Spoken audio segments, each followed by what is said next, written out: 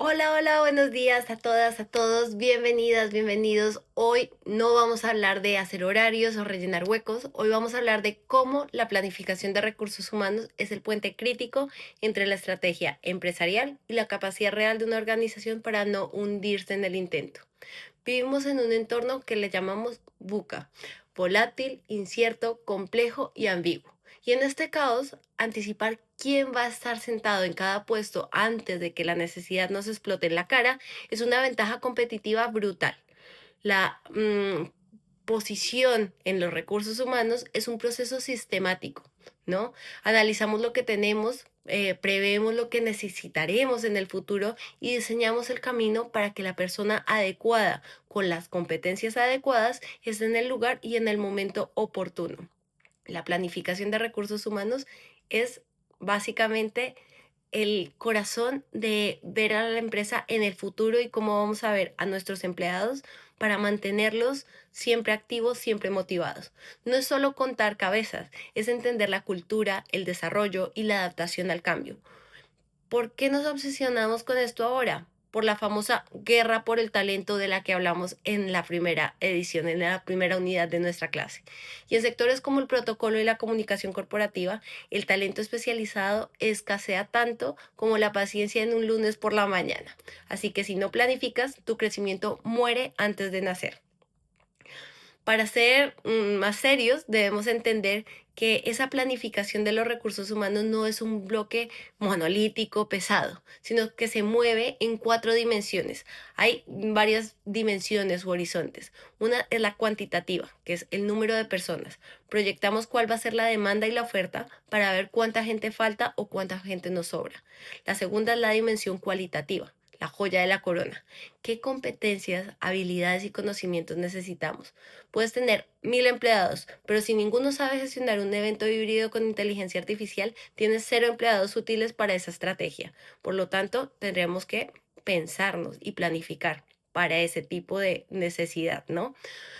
La tercera dimensión es la temporal. ¿Cuándo las necesitamos? Hay necesidades que son inmediatas, hay otras que son futuras y algunas que son contingentes, es decir, muy específicas. La cuarta sería la espacial. ¿Dónde lo necesitamos? Especialmente crítica en empresas que son globales o con sedes que están dispersas, incluso dentro de la misma nación, dentro del mismo estado. Y además hablamos de esas cuatro dimensiones a través de horizontes, horizontes que son temporales. Un primer horizonte sería en el corto plazo, ¿no? En el periodo entre 1 y 2 años para cubrir vacantes y esos picos estacionales característicos del grado en protocolo de organización de eventos. Un segundo plano, un segundo horizonte sería ese medio plazo, que sería un periodo entre los 3 y los 5 años, donde vemos la evolución de competencia y cómo podemos ver esos planes de expansión de la empresa.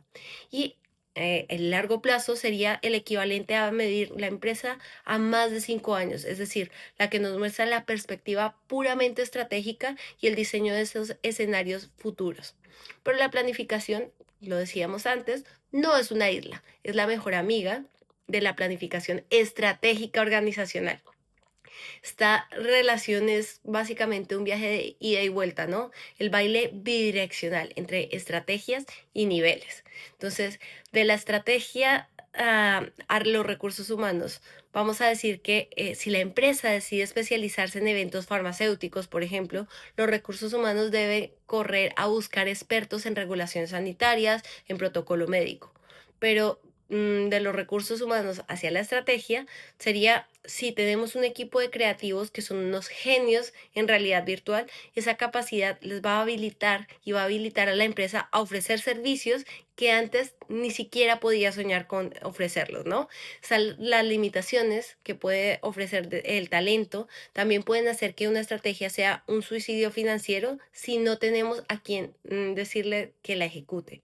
Aquí manejamos tres niveles de planificación: un nivel estratégico, un nivel táctico y un nivel operativo. ¿Qué es eso del nivel estratégico? Pues básicamente esa visión a largo plazo. ¿Queremos ser el empleador de elección o dónde nos queremos poner? ¿No? El nivel táctico es traducir la visión de la empresa en planes específicos por unidades de negocios. ¿Cuáles son las unidades que tenemos? ¿Verdad? Y un nivel operativo que es el del día a día, ¿no? Cómo se asignan los proyectos, a quién se asigna a proyectos y cómo se van cubriendo las vacantes que son más urgentes. Pero bueno, ahora tendríamos entonces que pasar a ese proceso de recetar el éxito, ¿no? El proceso sistemático. Y aquí es donde nos ensuciamos las manos y el proceso va a empezar a darnos unos pasos muy claros. El primero será el análisis de la situación actual. No puedes saber a dónde vas si no sabes dónde estás parado. Entonces hacemos un inventario de recursos humanos y analizamos datos cuantitativos como la edad, la antigüedad que tiene, los tipos de contrato que tenemos dentro de la empresa. Luego tenemos los datos cualitativos que saben lo que nos dicen. Básicamente es qué hacen de verdad nuestros empleados, ¿verdad? Y finalmente el de rotación y desempeño. ¿Por qué se va la gente? ¿Quiénes son nuestras estrellas? De manera que nosotros podamos pasar a una siguiente fase que es la de la revisión y la previsión de la demanda. ¿Cuánta gente y qué competencias necesitaremos? Entonces, para ello vamos a usar diferentes métodos, como por ejemplo el análisis de tendencias, que significa extrapolar el pasado, y con cuidado que el pasado no siempre predice el futuro, pero también es cierto que nos ayuda a entender un poco de dónde venimos y hacia dónde vamos. Tenemos que hacer también un análisis de ratios, por ejemplo, un coordinador de eventos por cada 15 proyectos, ¿de acuerdo? Es decir, vemos qué tanta carga tiene el coordinador, qué tantos proyectos tiene. Y uno adicional que es el método Delphi, por cierto, es el que estoy utilizando en mi doctorado. Así que bueno, es básicamente una manera de consultar a un panel de expertos hasta llegar a un consenso entre estos expertos para poder predecir y poder hacer una previsión futura de esa demanda. Tercer paso, previsión de la oferta. Es decir, aquí es cuando nos preguntamos qué talento tendremos disponible. Entonces vamos a ver primero una oferta interna, es decir, usamos las cadenas de Markov que aparecerán en el temario para modelar promociones y bajas. Y también hacemos unos planes de sucesión para que si el director se retira a una isla desierta, no cunda el pánico, sino que sabemos quién puede sucederle, ¿verdad? Cuando sabemos quién es el que está por retirarse, quiénes van a irse, quiénes nos han dicho que se van a ir, pues nosotros podemos identificar y no entrar en pánico, sino podemos moldear a partir de esa oferta interna, prever si tenemos una nueva vacante o si esa vacante la va a cubrir algún empleado al interior de nuestra empresa. Bien, y oferta externa, que es cuando miramos el mercado laboral, vemos la demografía y qué tan atractivos somos como empleadores frente a la competencia. Pero bueno, eso significa que nos lleva a una comparación, ¿no? Para identificar las brechas y las estrategias, pues vamos a comparar demanda y oferta. Si faltan personas o competencias, tenemos una brecha. Y entonces tenemos que hacer un diseño de estrategias integradas, como por ejemplo el reclutamiento externo, formación interna, que es lo que conocemos como el upskilling, que ya lo hemos venido trabajando antes, o incluso colaboraciones externas si la necesidad es muy específica. Así, pues para poder gestionar toda esta complejidad sin morir en el intento, entonces pasamos a hablar de la infraestructura, ¿no? Usamos el sistema de información de recursos humanos, que es, bueno, es el software que recopila, almacena y procesa todo. Y hoy en día también tenemos que la tendencia es el People Analytics.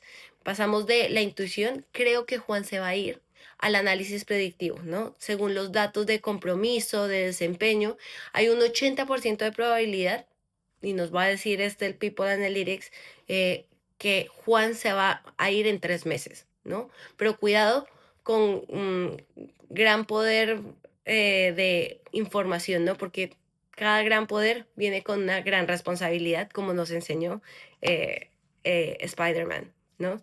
La ética y la protección de datos son innegociables para no perder la confianza del equipo. Es decir, nosotros tenemos que mantener la confianza mientras se hace este diseño de People Analytics.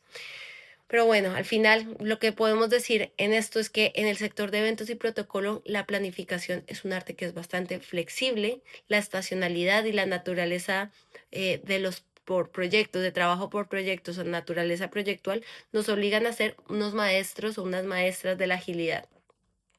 Quiero que se queden con unas ideas finales y la primera es que la planificación de los recursos humanos no busca predecir el futuro con una bola de cristal, sino más bien preparar a la organización para múltiples futuros posibles. Y la segunda, que el talento es la única ventaja competitiva sostenible. Todo lo demás se puede copiar, pero a nuestra gente, como les he dicho desde el inicio, no la podemos copiar. Con esto me despido, ha sido un placer y ahora vamos a conquistar el mundo del talento, vamos a trabajar juntos y a aplicar estos conceptos. Un abrazo.